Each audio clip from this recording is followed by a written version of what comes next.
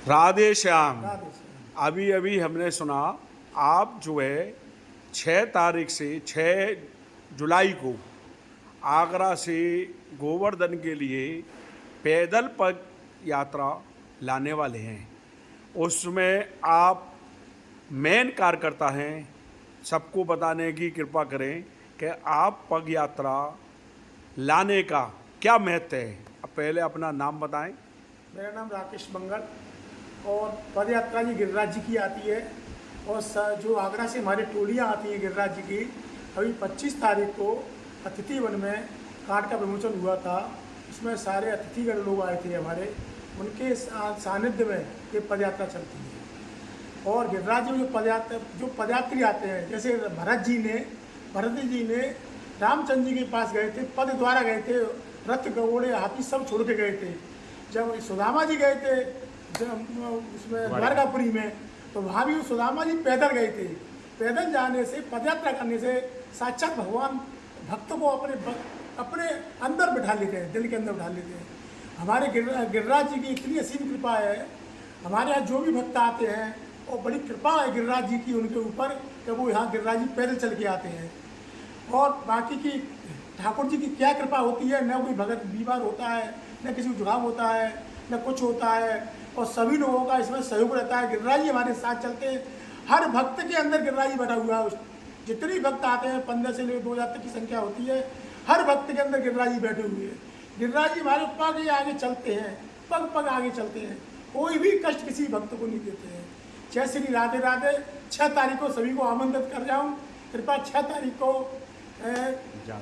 यात्रा में सम्मिलित हो। राधे। महाराज जी, आपका शुभ नाम?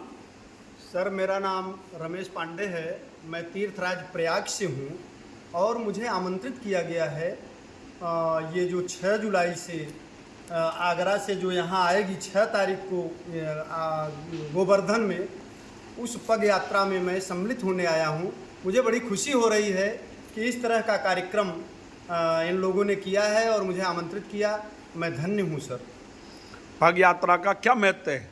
सर, पग यात्रा का महत्व शब्दों में नहीं बताया जा सकता है, शब्द से परे है पग यात्रा।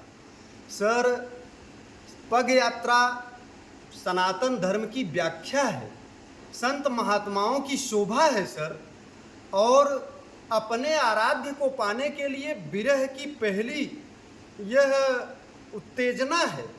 विरह में जब भक्त होता है तो वह पैदल ही अपने भगवान के पास जाता है। जैसे भरत जी अपने भगवान को पाने के लिए, भगवान श्री रामचंद्र जी से मिलने के लिए पग यात्रा अयोध्या से चित्रकूट के लिए किए थे। चलत पयादे खात फल पिता दीन तजराज, पैदल जा रहे थे। और विश्वामित्र जी अपने आराध्य को पाने के लिए अयोध्या के लिए अपने आश्रम से पैदल गए थे। सर, पग यात्रा स्वयं गणेश जी ने किया था। कोई मन की गति से ब्रह्मांड में चल रहा था, तो कोई अपने तेज की गति से चल रहा था, पर भगवान गणेश पैदल ही अपने माता पिता का चक्कर लगाए थे, पद यात्रा किए थे। सर, सत्यवादी राजा हरिश्चंद्र पग यात्रा किए थे। सर, महात्मा बुद्ध पग यात्रा किए थे। महावीर स्वामी पग यात्रा किए थे। पग यात्रा का मतलब है अपने आराध्य से मिलना।